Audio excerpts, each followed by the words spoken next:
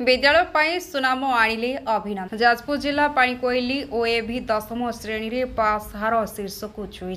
केंद्रीय माध्यमिक शिक्षा बोर्ड सीबीएसई द्वारा परिचालित और प्रकाशित 10म परीक्षा फलाफल रे जाजपुर बेगना ओडिशा आदर्श विद्यालय छात्र अभिनंदन दास 90% ऊर्ध्व मार्क रखी अंचल तथा विद्यालय पाई गौरव आनी। अभिनंदन व्यासनगर पौर परिषद अंतर्गत 21 नंबर वार्डर संतरा ग्रामर प्रदीप दासଙ୍କ सुपुत्र अटंती। घर परिवार आर्थिक अनाटन गति करुथिले हेले अभिनंदन को केबे पाठ पढ़ारे माँ झरणा राणी अवहेला करिनाहांती।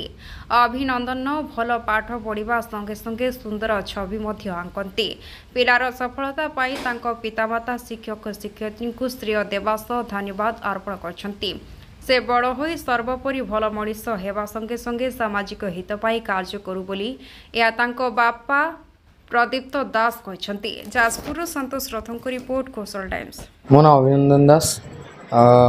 मो ओडिशा आदर्श विद्यालय बेगना कर जाजपुर पढ़ुली और मो 10म परीक्षा 94.02% स्कोर कर। आज बहुत खुशी अच्छी। मो ना रवींद्र कुमार दास। मोर 21 नंबर वार्ड विलेज संतरा तार आम अधिवासी अच्छे जाजपुर म्यूनिसिपालिटी। कारण आजिकल जुगर तो समस्त कमर्शियल माने अर्थात जी भी पाठ पढ़ुची जी भी पाठ पढ़ाऊँ उद्देश्य हूँ शिक्षा व्यवस्था बर्तमान संपूर्ण वाणिज्य भित्तिक। तेणु समस्ते चाहते पाठ पढ़ू बड़ चाकरी करूँ भल मंदिर करूँ किंतु भल मनुष्यटे हाँपाई किए चेष्टा करा आम परिवार सेटा हूँ मुख्य जिनिस। मुख्य उद्देश्य हूँ आम पिलाटी भल मनीष हो आम परिवार भल मनीषटी सृष्टि हो ये उद्देश्य आम पाठ पढ़ाई था। आम परिवार मुख्य उद्देश्य हूँ शिक्षा।